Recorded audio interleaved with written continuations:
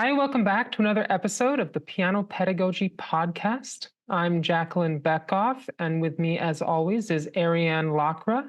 We Hi. both own successful music studios in Southern California, and I also own Defined Music Teacher. How are things going for you this week, Arianne? Things are good. Yeah, things are going fine. Still doing recital prep, still answering lots of questions about which instruments are offered at the school, getting a lot of requests for guitar, saxophone, voice, things like that. And who knows, maybe one day I can expand the studio and maybe hire an employee that actually knows anything about those instruments. That would be awesome. That would be awesome to have other other instruments going on. It would, right now it's just piano and violin for me, and occasionally the rogue voice student. I try my best to just uh, teach them the basics. But yeah, how are things going with you, Jacqueline? Things are going well. We're gearing up for the recital here in under a month now. We have practice recitals coming up at workshop over the next 3 weeks. We have our practice recitals, and then we have the actual recital. So that's all very, very exciting stuff. And then after that, I'm taking a week off. It's also on my birthday, that week after the recital. Woo, yay! Happy birthday in advance. I know it's going to be in a month or so, right? A month and a half or so. Just over a month, actually. Just slightly over a month, yeah. Um, Cool.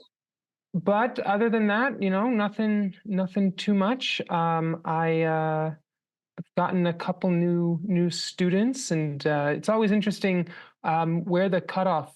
I think we actually spoke about this in the performances episode. When you include someone in a recital or not, but that is Yes. not our topic today. So you will not bamboozle me into getting off topic again. But I I know didn't say frequently anything. no, listen, you are always trying to get me off topic here, just like my students constantly trying to get me off topic. What if it's unintentional, Jackie? Well, I guess that's okay. I guess that's okay. But I have a terrible time staying on topic sometimes with my students, and Mm, I like to joke that it's always their fault, but it never is. It's always my fault. But that's what our I was gonna topic, say. what? That's what I was gonna say. Yeah, no, it's always my fault. But I find a way to blame somebody else for all of my life's problems. But our topic today is composition. This is a fascinating topic to me. It's a big part of my studio, and I know that it's not a big part of most studios, right? So before we dive in, what is composition's role in your studio?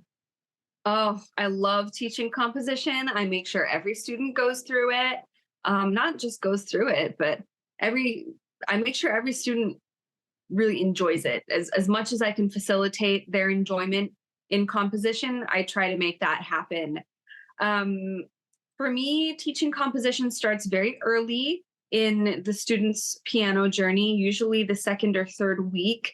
I will introduce a beginner to compositional methods such as filling in a 4x4 grid that I draw with numbers 1 through 5 that their right hand can play. As I mentioned in previous episodes, I like to take a pretty numeric approach, like finger number related approach to the very beginning of piano lessons. And so if a student can write, 1 3 6 5 4, not 6, 1 3 5 4 2 3 3 1, and just at random create a composition and understand what it sounds like and that they made it, it sets the stage for really interesting compositions later on in their journeys. For more intermediate and advanced students, I like to sometimes give a few parameters. And with that structure, I find a lot of students thrive. Other students thrive with no parameters at all, especially if they're self motivated and they have a good understanding of theory or just naturally are very creative. So, yeah, from student to student, it definitely varies. But to all the listeners out there, my takeaway so far on composition and teaching it is that it's never too early to start teaching composition. Absolutely. Well, we did our takeaways, so our episode is over. So it was Episode nice, done. and we'll see you now. But yeah, no, it's great. It's great to hear that you also, have such a big focus on composition. We talked at in an earlier episode about setting expectations early on about the kinds of activities that you'll be doing with your students, right? And I think that that first month. We talked about the first lesson, but definitely within that first month, if you're going to be planning to do something in the future at some point, it should be included in that first month. So it's great that composition is included at that early stage. I've spoken about an activity that I do at evaluations, which is a composition activity. But I love what you're talking about with the numbers. It's interesting because so many people are so beholden to the staff for composition, right? They're so beholden to the staff, and we can't get and out of that mindset that we compose music on the staff. So if a student can't read on the staff yet, then they can't compose, and it's simply just not true, right? So it's great to hear that composition is at that very early point. um, but when you're doing those compositions, like what kind of role is it a review? Is it its own activity in its own right? Is it a slight diversion from a different thing? Like what kind of role is it in the lesson?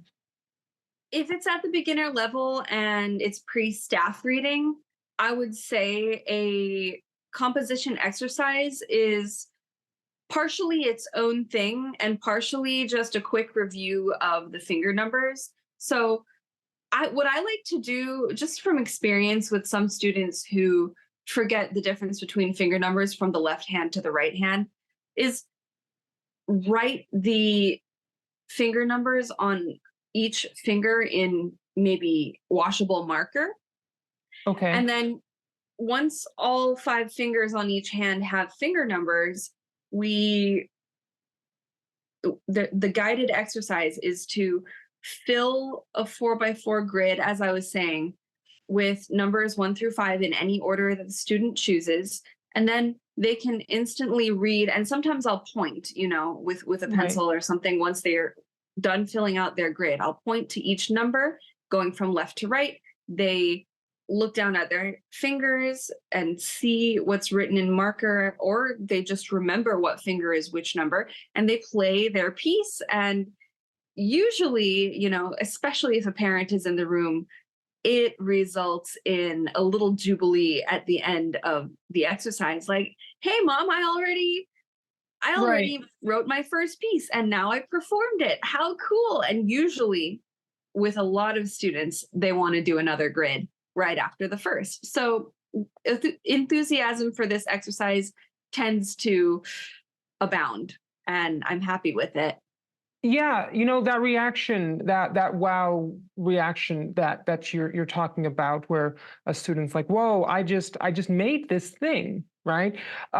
Because that's such a great reaction to have. I had that reaction from a student, potential student at an evaluation a couple weeks ago, and we did the activity, and she's like, "Wow, I made my first piece," right? And it's such a great reaction, and that pre-staff composition it's essentially it's just creating music. Right? It's Mhm. creating music. It's very adjacent to improvisation. The only difference between improvisation and composition is writing it down in some format, right? So it doesn't need to be on the staff. You can use an ingredients approach where you create sounds based off of a certain word or theme, and then you use a line to indicate how long. That's an activity that I talked about with the evaluation. A thunder, and then is that a long amount of thunder? You put a long line.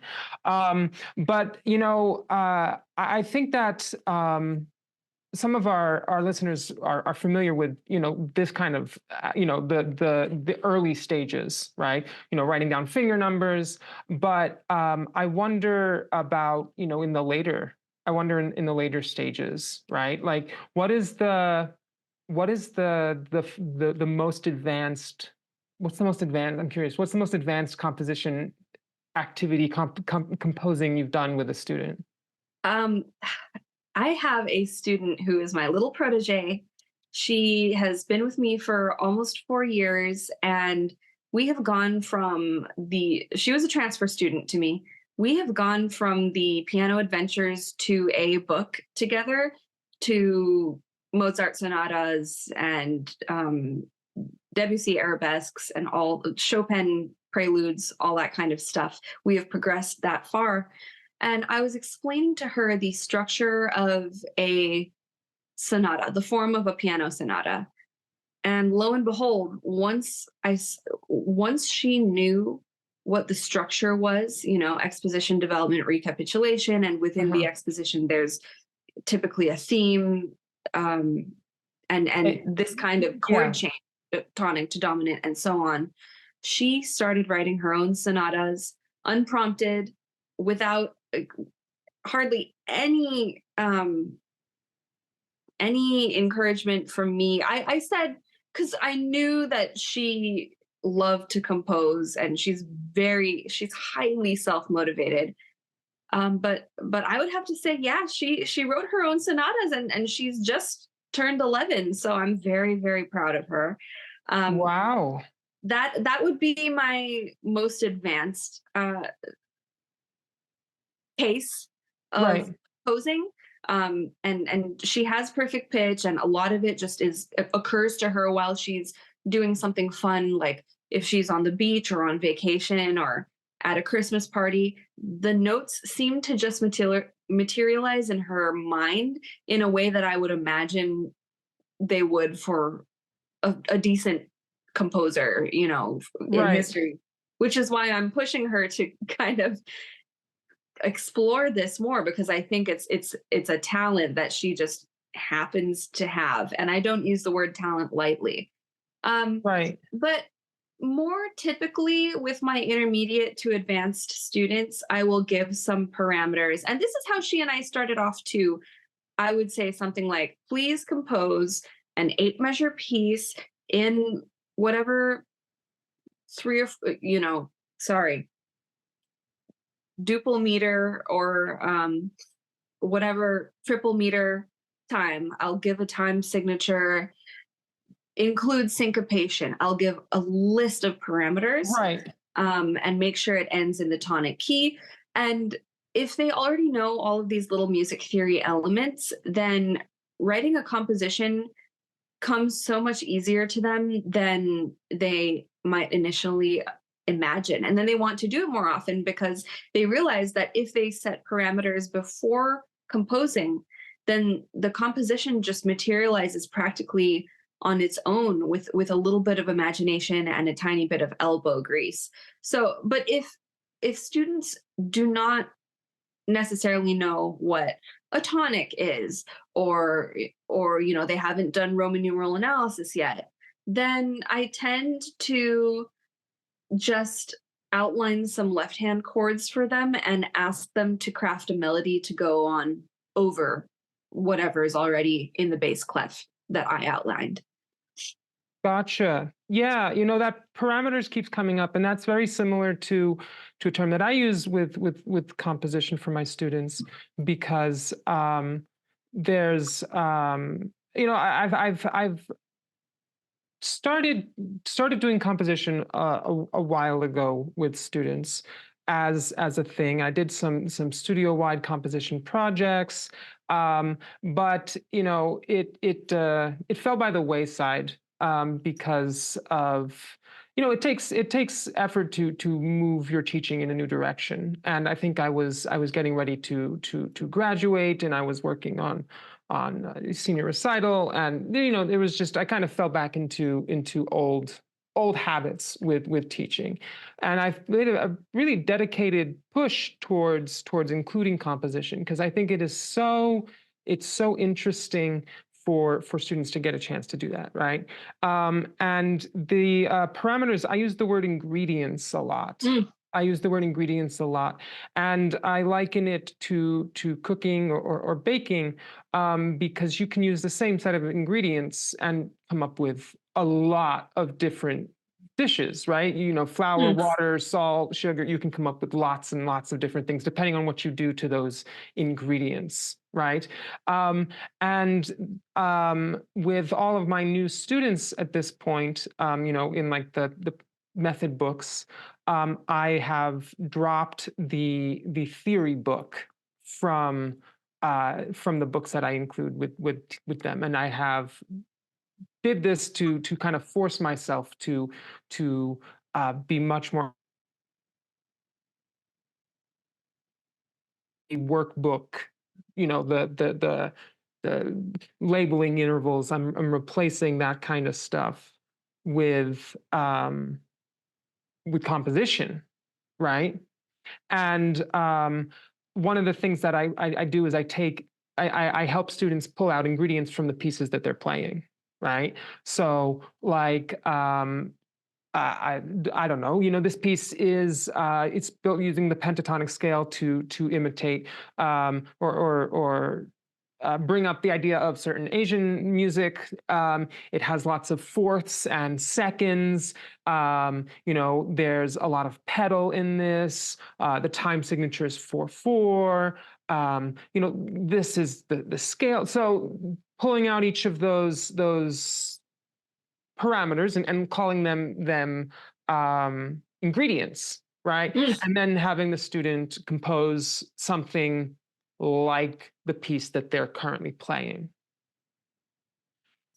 And it helps to check comprehension on those things, right? Because if they're told, if they're one of their ingredients is to include lots of fourths, and they come back and their piece has no fourths, then Houston, we have a problem, right? Yeah, that's interesting. I like that you go over the term ingredients with your students and liken it to the ingredients of a recipe, because the implication there is that people are constantly coming up with new recipes in the kitchen and around the world, and many of them taste wonderful. And that's the takeaway that a student should come away with in a Right. composition exercise, that hey, just because I'm writing something that might not be like anything else in certain ways, but does incorporate some of the same ingredients as the teachers that excuse me, the pieces that I already love to play as a student, um, that doesn't necessarily mean it won't be a delightful new composition that I'm writing. Right. And food has been around forever, obviously. For as long as there has been people, there has been food, right? And we know that like tomatoes, they used tomatoes hundreds of years ago, and we use tomatoes now. And there's only so many different ingredients in music and food. Beethoven, Bach, the great composers, they all use the same ingredients that the students are using, right? They're using the same things. They're working with the same thing that the composers hundreds of years ago were using. Just like when you have a family recipe that's been passed down for generations, you're working with the same ingredients that they were in a different century, and you're making something that's probably a little bit different than it was centuries ago, but there's a direct line from where it was to where it is now.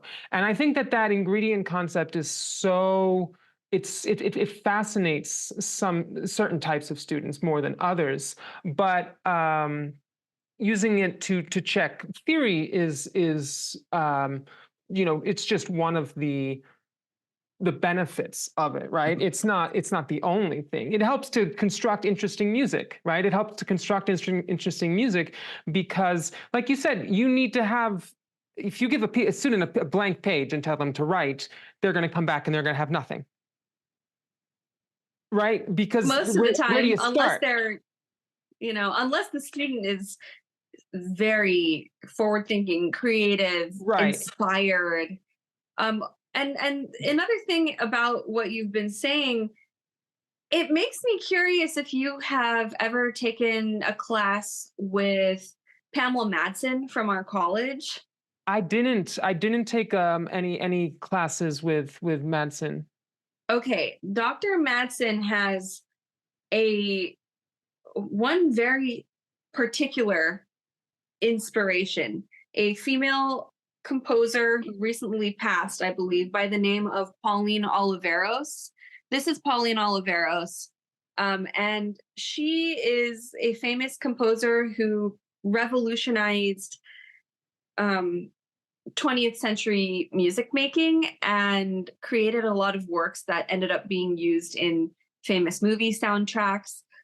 She championed the idea of deep listening and um, the idea of ambient sound use in compositions. So she would go to these underground water cisterns that were under construction with a small musical ensemble and create groundbreaking, almost literally groundbreaking ambient music underground in the cisterns. And she would travel to all these caves and do the same thing. All this to say, I think besides introducing tried and true ingredients that we see and we encounter in small c classical music, Right. it's also important to inspire students, especially if they're at a certain level, um, to push the boundaries and be visionaries in their compositions. If you can bring up a story about Hans Zimmer and his minimalism, or Pauline Oliveros and her ambient music and deep listening, um, it allows the student to say to themselves, hey, I can create music that might not fit any particular mold, and maybe it doesn't sound like Beethoven. Right. Beethoven himself pushed the boundaries of what was acceptable in composition. And as musicians, our job is to progress the craft and keep that tradition of being non-traditional going, so to speak. Yeah, it's the new and interesting techniques on the piano and with other instruments. They're so interesting to present and to challenge, especially young students with. I remember I do this workshop every couple of years. Once I've had enough students either age from one workshop into another workshop, or just kind of move through, because it doesn't really work when there's too many people in the room who already know what the trick is. But I lay out a bunch of noisy objects on the table. I lay out a bunch of noisy objects on the table. There's some musical instruments in there, like xylophone or maracas. There's drums. There's drumsticks, and then there's pencils. There's egg shakers, and then there's a bag of Skittles. Right? There's a lot of noisy objects on the table, and I give every student a two cards, one that says yes and one that says no. I love these cards. I use these cards in so many of my workshop activities because it helps to control a bit of the chaos of a yes no question with eight you know 6 to 10-year-olds, right? And then we begin a series of questions. I tell them to, as a group, take everything off the table that they are all confident is not a musical instrument, right? Take everything off the table that they are confident is not a musical instrument. And generally, they'll all pretty much come to the obvious consensus, right? The maracas are instruments, the xylophone's an instrument, the skittles are not, the pencils are not, but the drumsticks are, right? They're being led towards the very obvious conclusions. And then I asked them, okay, so let's figure this out. Why are the maracas a musical instrument and the bag of skittles isn't, right? This workshop, it's like about 45 minutes of making kids question everything they know. Yeah. They just turning everything on their head. And by the end of that little segment, they're basically all in agreement that the sound the air conditioning is making is a musical instrument, right? That the sounds of papers rustling next to each other is a musical instrument. Um, and then you take it a step further and you say, okay, well, now what is music, right? What is, can we all figure out a definition of music? And that is a pretty challenging thing for an adult to define. A musician, a college student, right? That's what, like 101, music appreciation 101. Someone raise their hand and define music, right? What kind of answers do they get, right? And then we have a seminar discussion about it for the rest of the hour. Right, exactly. And the workshop ends with 2 minutes 33 seconds instead of 4:33, right? Because kids have a much shorter attention span than John Cage intended. Oh, okay. Right? We make our little recording. I get up there, I sit at the piano for 2 minutes and 33 seconds, and I make noises. I'll look at them and get some of them to laugh and just start that question of well, what is music, right? And it's such a it's rough. It's rough for them. For some of the kids, it's hard to handle. Just like Skittles are a musical instrument. But it really helps get students thinking about, well, why is the piano a musical instrument? And This is why that is such a great workshop activity, because you are also dealing with personality types and schemas of multiple people at once, multiple, probably young people at once. And all it takes is one philosophical personality to be in there and question everything from the get go, not caring about all the weird looks they're getting from your other students in the workshop. And then you can be like, discuss. Right. Yeah. Just start talking about it. Right. Yeah. There's a set of. Are you familiar with Robert Starer? I don't believe so, but He's an American. He's an American composer. He's 20th century music. And the reason I bring him up is because he has a set of pieces called Sketches in Color, Part 1 and Part 2. And they are the first set is more simple than the second set, both in concept and in technique. But let me go grab the book. I'm staring right at it. I had a feeling that something like this might come up. Staring at Starer. What was that? Staring at Starer. Yes, I was staring at Starer. Absolutely. The first set has, let's see, what is it? Purple, shades of blue, black and white, bright orange, gray, pink, and crimson. Those are the 7 colors in the first set. And then set 2 is maroon, aluminum, silver and gold, khaki, pepper and salt, aquamarine, and then chrome yellow. But these pieces are all using 20th century techniques, right? Black and white is a bitonal piece representing the duality of the 2 different colors, right? The gray is atonal. Ooh. Crimson is in 7/8. So they're all using a different 20th century technique. And it could be a potential workshop. idea, or I actually did it at one of the recitals for the studio.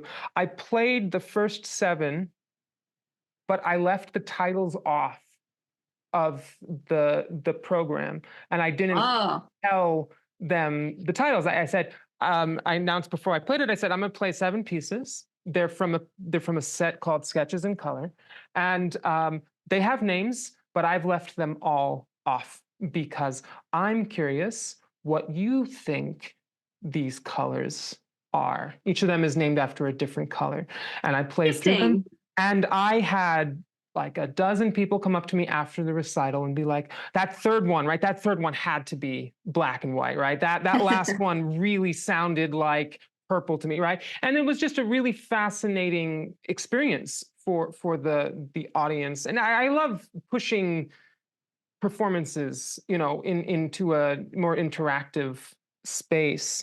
Um, but that is a very good set of pieces if you're looking to spark discussion about more unusual techniques of composition. Phenomenal. These are such wonderful ideas for the workshops and how you structure them and plan them down to the details of what do my programs look like, and how will this inspire students to understand their peers better and their peers assumptions about color, or Right. challenge your assumptions about what color goes with what sounds and so on. What is it like when they discover what the composer intended each color to sound like? Sometimes there's, it depends. First of all, it depends on the age group, right? With the young kids, there's a lot of disagreement, right? Mm. There's a lot of disagreement.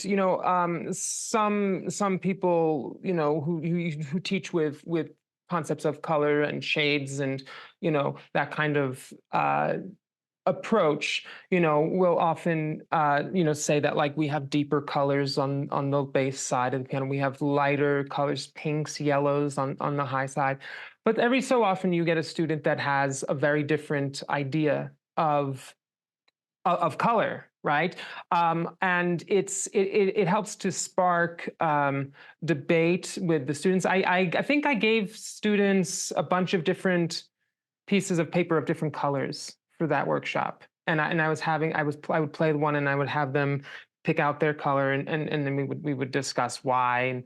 But it helps to challenge, and get people thinking. And then there is a wonderful activity. I can't claim it. It's over, oh, I can't remember her name.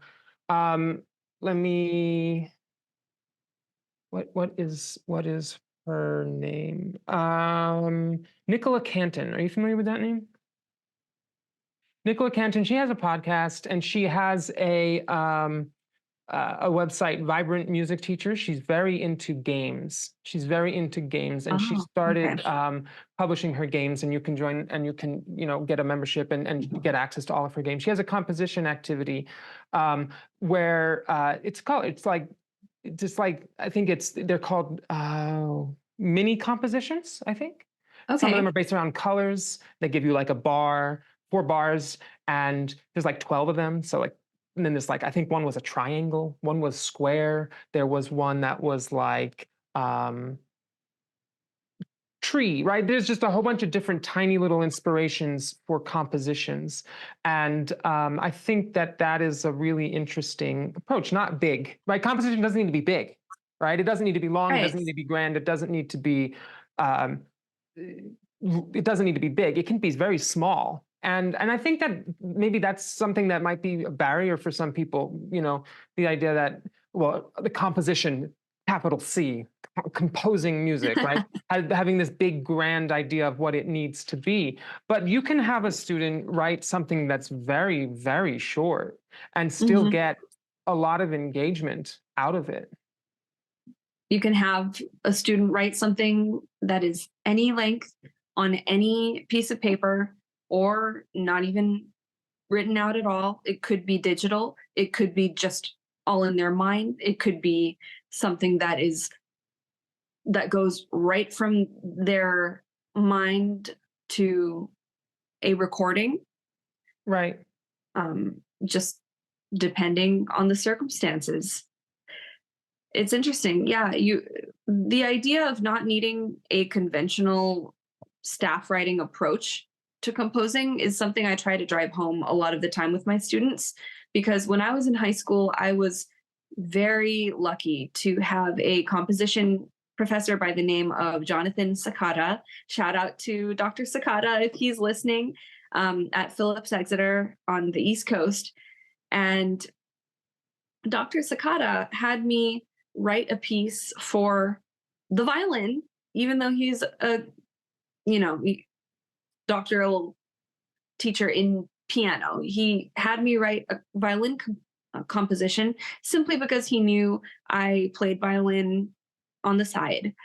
And he said, you can use just a regular old piece of paper and draw some lines, squiggles, notes here and there that communicate to the performer vaguely what needs to be done, but Hmm. leave it up to them to interpret. And I'll never forget that, because during one of our master classes, we had some other violinists who came in and they used my violin and they figured out how to do it. And every single person's interpretation from reading the same symbols on a sheet of paper was different. So composition can take so many different forms. There's also the theme of composition could be totally random if you chose for it to be. You could roll a die several times to come up with each different note name. And it doesn't sound too profound now to me necessarily, because I've been there, done that. But when I was in high school and Dr. Sakata shared that sentiment with me for the first time, it was one of those moments when I just was like, my brain flew apart into a million different pieces. And it was so liberating to know that I had a professor who was willing to accept a composition of mine, even if it was composed by means that were out of my control, such as the roll of a die, something totally random and based on chance, supposedly. Yeah, aleatoric music is fascinating. Chance-based music is fascinating, and it's a great. I think it's a great way to involve a group of students, right? A group of Mm. students, get a very large foam die. They can take turns rolling it on the ground. It's a way to group composition activity is probably a pretty tricky thing to do unless there is some chance-based element on it to prevent someone's ideas from being shot down or Yeah. that's a very tricky thing to do. I mean, more than small group, right? Partners is not a bad idea. Um, I love the group dynamics of dyads and small groups, but Mhm. aleatoric music is a great way to introduce students to working together towards a shared goal. Have you heard of the Piano Teacher's Guide to Creative Composition? Rings a bell. Tell Carol me more. Close. She has three books which are kind of like, I suppose they're composition books for students to go through. They're leveled. They introduce different compositional tools, articulations, harmony. She has activities in them that are age appropriate, level appropriate. But if you're looking to include composition in your lessons in any form, I would highly suggest getting this book. We'll link it. We'll give an Amazon link in the show notes, so that you can find for all of the resources we've talked about today. But she has lesson plans for how to include composition for just 5 minutes in a lesson. She has activities for different age groups. There's a lot in here. But it was very helpful when I started trying to include composition into lessons. Wow. Yeah. I mean, composition is one of those activities that is quintessentially musical. It is the foundation of what most of us as musicians do. Um, and it's a dimension of the music teaching experience that unfortunately gets overlooked all the time. I mean, just look at the way that the piano adventures have lesson book, theory book, performance book, technique and artistry, um, Sight things reading. like, Yeah. yes.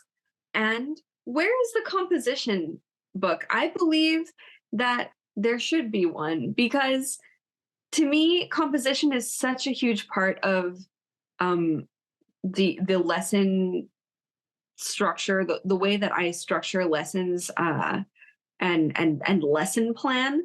And I feel like the students are better for it, but a lot of teachers might not know necessarily where to start. And that's why some of these resources that you're referencing are so key because method book companies, I mean publishers, they might not be willing to even scratch the surface.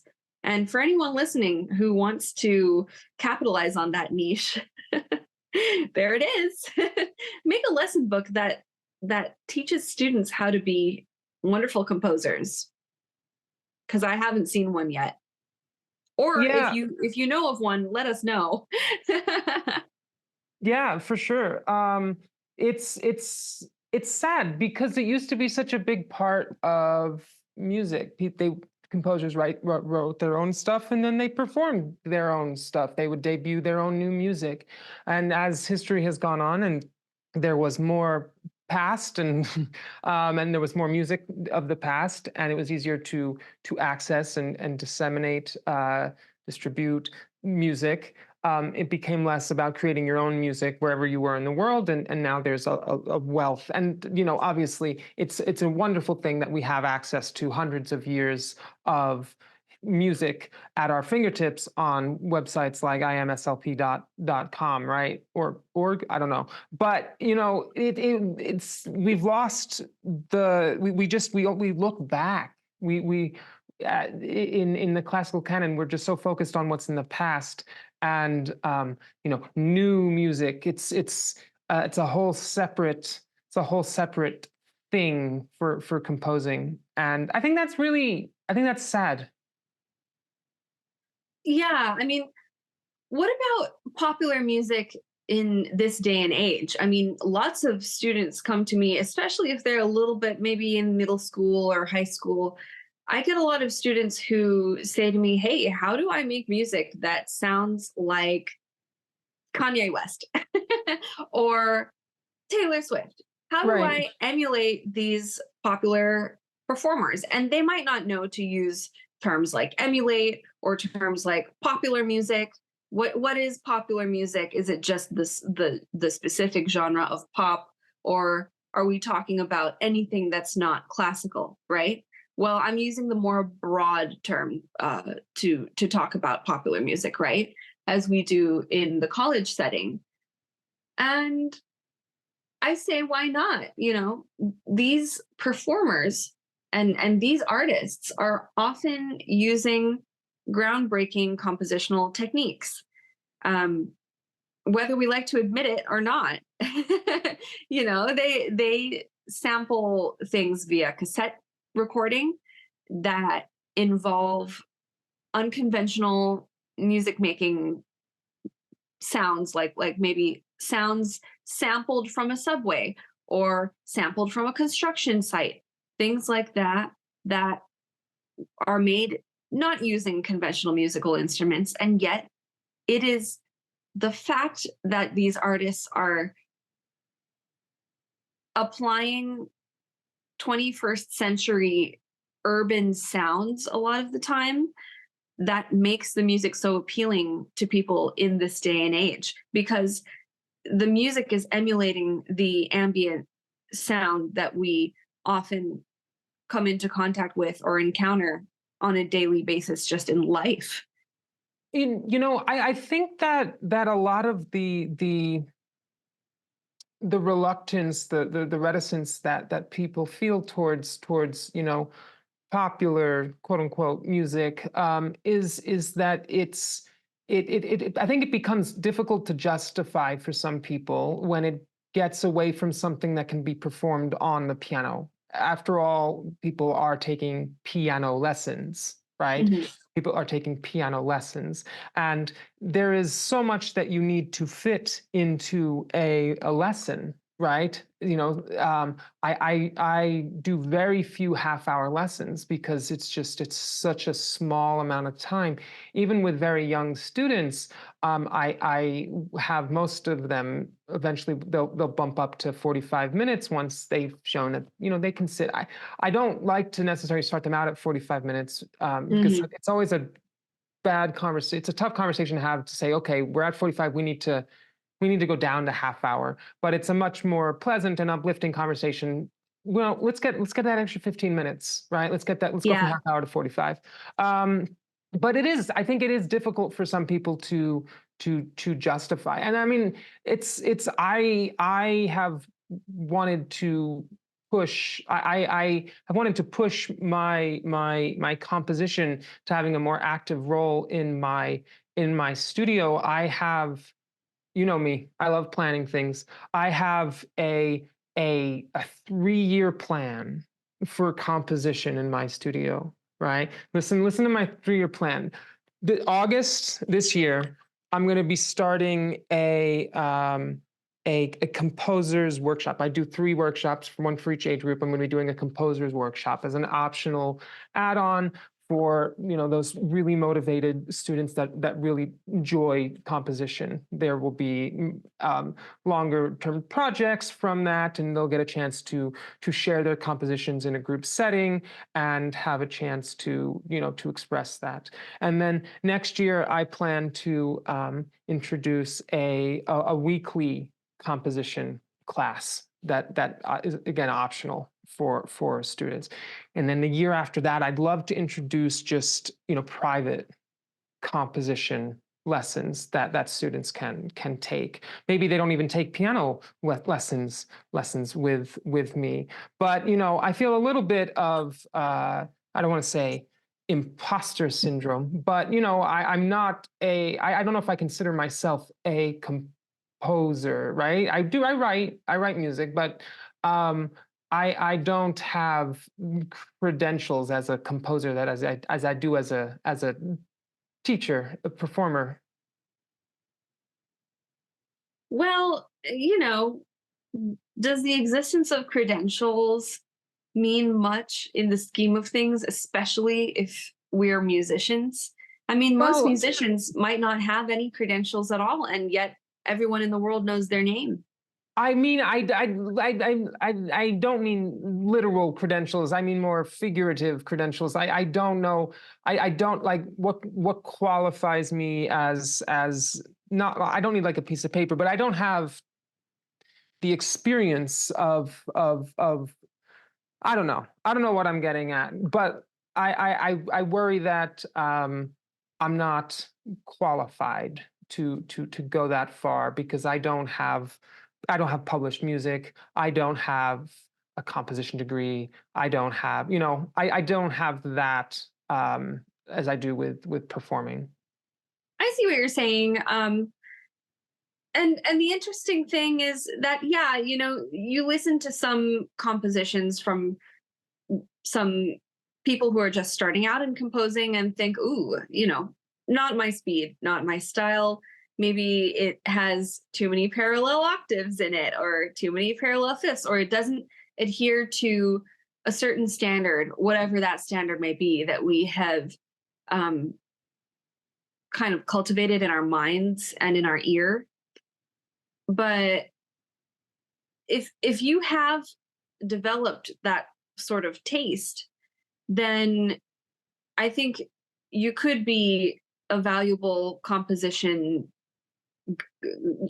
a valuable facilitator of the compositional process on the piano. And if you're interested in composing more stuff, there are many ways you can do that. You could take advantage of the many different softwares out there to make the composition process more accessible to you. I love using MuseScore because when I compose, and I haven't been composing much lately, but when I do, I'm able to take advantage of all the features that it has and use the playback feature most of all to figure out if it really does sound okay to my ear. Because it's one thing for me personally, it's one thing to write something down on paper, and it is a totally different experience for me to hear it being played back to myself and think, oh, actually I don't like that.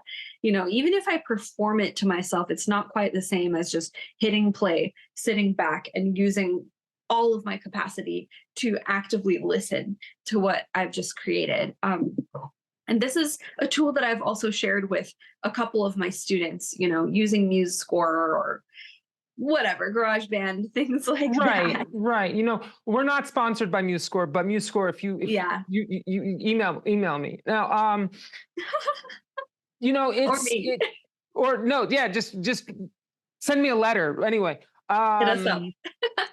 The tools are really interesting, right? I have my students, at least they start out by hand.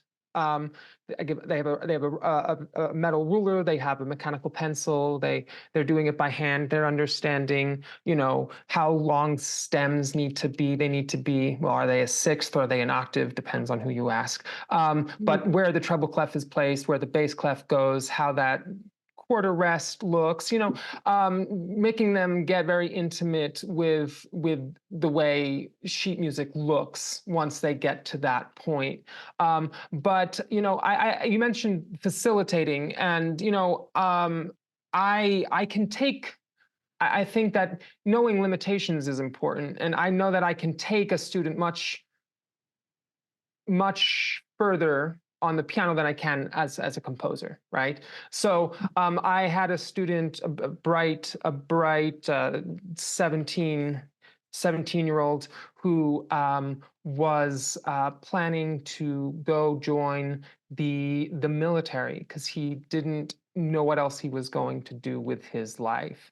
And he started taking piano lessons with me. I didn't know he planned to go to the military, but we were doing composition together. And then when, right before a May recital, he writes this thing, and it's called I'm sorry. He says it's called I'm sorry. And the tempo marking is apologetically, and it's in a minor key. It's this slow waltz. And he says that, I'm going to be leaving. I'm going to be leaving for basic training in August. And I wanted to write this for you because, it's just the time that we've had together has been so meaningful. And I never thought that I could write music. I never thought that I could do that. And Wow. I wrestled with that for a week, and I wanted to be very careful that I didn't overstep my boundaries as a piano teacher. Obviously, not a parent. But I had prodded, and I had asked at the next lesson. I asked, is this something that, is the military something that you're feeling passionate about? Is this something, is there maybe a strong military tradition in your family? Is this something that you've dreamed about? And he said, no, I just, I don't know what else I'm going to do with my life. I prodded, and I asked, are your parents, are they itching to kick you out when you hit 18? And he said, no, my brother, he's 24 and he's still around. And I said, then I would never forgive myself if I don't say that you have a potential future as a composer if you want it. Um, and I said that the music that you've written has it shows a good understanding of a lot of the fundamentals. It shows some creativity. It shows this understanding, and you have only really begun to nurture that. And I would never forgive myself if I don't tell you that there is another option out Mm. there if you want it. Um, Whoa. I think that you should go home and speak with your parents and and do some thinking. But if the military is a last resort, then perhaps there are other options for you in your life. And he came back the next week and he said that he talked with his parents. I reached out to his mom and I told his mom about the because he's 17, 18, I told his mom about the conversation that we had, and I said, I apologize if I have overstepped any boundaries. And she said, thank God, we don't know where this military idea came from. And he's been set on it, but neither one of us is particularly thrilled with the idea. And Oh my gosh. comes back the next week and he says that he wants to explore what it would be like to compose music. We start doing 2 lessons a week, 1 hour dedicated to composition, 1 hour dedicated to the piano. And he makes a lot of progress. He's putting a one of the things that I was doing with him is I was having him use the Opus system for his works. Um, Okay, give great. Opus and numbers, and 6 8 months go by, and he's starting to have some struggles with his mental health, and he says that he has to stop the piano. Um, and he said it's a very sad thing for him. He had bought a grand piano, um, and he said, "I'm never going to stop writing. I'm never going to stop playing. Thank you so much for what you've given me." And uh, he didn't say I'm sorry that time, which was good. But I reached out. I reached out about a year later, and he's going to college for music. He's going to Woo! college, um, and he says that he's writing some, that he has a complicated relationship with it, but that he really appreciates what we did together. Um, and he is not in the military. Oh my goodness. So so this was a life-changing process and conversation that you had with this student. Potentially, you changed, or this whole dialogue changed the course of this person's life. Yeah, yeah. It was Wow. it was a, I told him, I said, if you go to the military, they're gonna pay for you to do college. And he said something about being a nuclear engineer. And he said, but then I'm gonna be locked in for like 6 years. And I said, that sounds like it's a very certain path that if you go that way, you're gonna be closing some doors for a long time. And Um, it, not to mention the risk. Right, not to mention the risk of being in the military. And I said, if you explore composition and in a year you decide it's not for you, I'm sure the military will still take you at 20 instead of 19 or 18 or whatever. So one of Right. these paths is closing doors because you will not have opportunity to practice in in the military. You don't get to have a piano in the barracks. You don't get to go off base and do your piano lessons. You're not going to have a lot of time.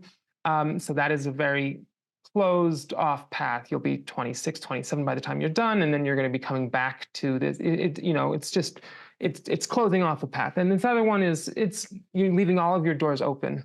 And yeah, but that was I was one of the first students that I did composition with, and I think that's part of why I ended up. I feel so passionate about it because it is a creative thing that not everyone realized, hey, I can do this. This is an option Yeah. for me. I can write music. I can end up doing the soundtracks for TV shows and movies, and I can, be. I can work. I had a student that went off and worked with.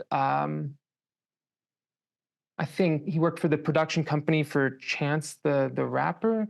So No way. yeah, I don't know if it was Chance, but I know that he was going down to Los Angeles, and he stopped his piano lessons because he got a job working at a production company, Wow. so people aren't aware. People need to be told sometimes that these things are available to them as options. They don't have, composer is not high up on the list of job opportunities that they tell little kids about, right?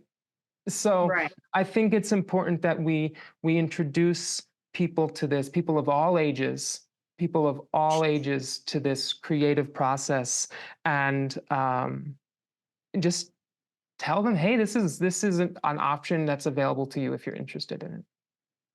It is. I mean, content is constantly being produced for public consumption. And that includes the format of video game music, Yeah, movie absolutely. soundtracks, advertising, um, so much other programming that we're not even maybe touching on. Popular music, of course, and even concert music. Someone So, designs the sounds for ringtones and the Windows yeah, startup menu. Someone designed that. Someone wrote that, right?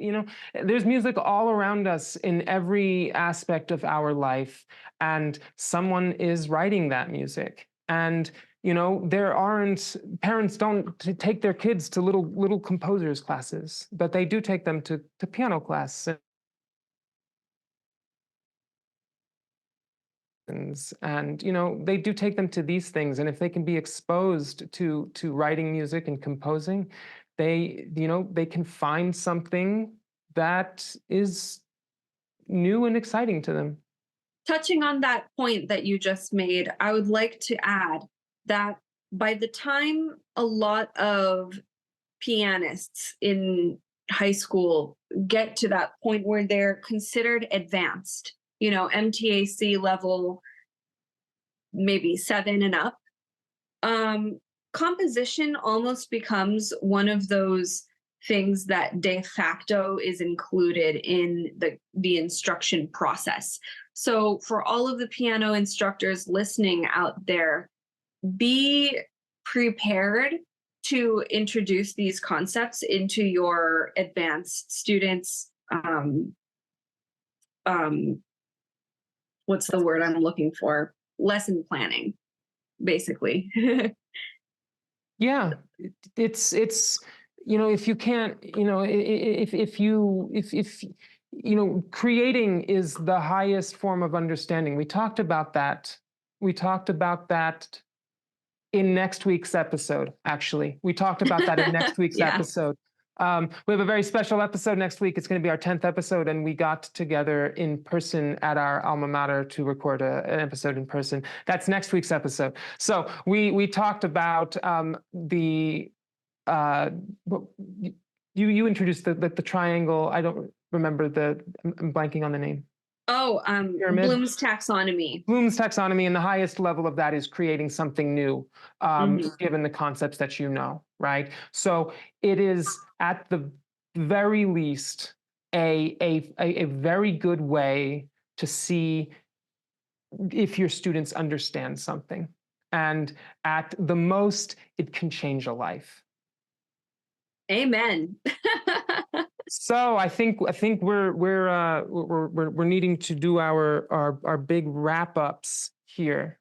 So takeaways. What's a big takeaway for you, Ariane? Gosh, where to even begin? I would love, first of all, is this a takeaway? I would love to do a part 2 on this topic. Listeners, let us know if that's something you'd be interested in, because I could talk about anything related to teaching composition and practicing composition for days. I could never get tired of it.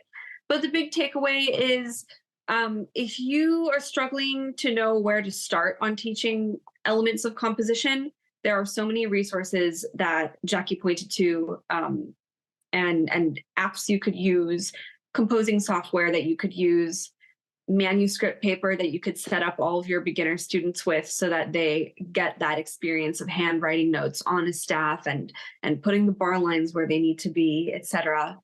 You can explore mini compositions. You can incorporate the philosophy of composing into your workshop activities. The sky is the limit.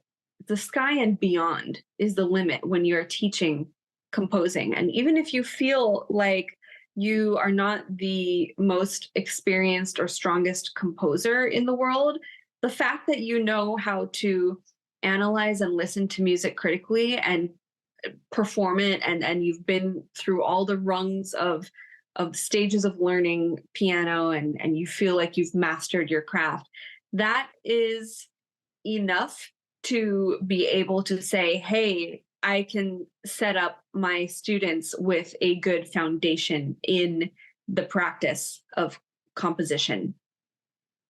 Absolutely. Yeah. I think that my big takeaway here, as it is with a lot of our topics, is that you don't need to start big with this, right? You don't need to Mhm. start big. You don't need to start with these large, grand ideas, right? Start with start with Ariane's finger number activity that we discussed at the beginning of the episode. That is Yeah, that is it is a under a 5-minute activity, and maybe do it instead of a different way that you practice finger numbers, so not even additional, just slot it into something else that you already do, right? You don't need to start off with big big ideas to dip your toes in and see what the response is. I'm starting I didn't mention it earlier, I'm starting a recital next year with only music written by my students. Either they're performing their own music or they're performing a piece written by someone else in the studio. That doesn't happen. You don't start there, right? You start with just simple stuff, and then you work up. So don't hmm let this be a big scary thing. get get the Piano Teacher's Guide to Creative Composition by Carol Close. The link will be in the show notes on the Define Music Teacher blog. And just try it out, see what happens. fantastic. Well, I think that's it. We're going to wrap up. So be on the lookout for that very special episode next week, for episode number 10, where we are sitting in the same place at the same time, unlike our normal recording setup. But thanks for listening, and we'll see you next time. Bye bye.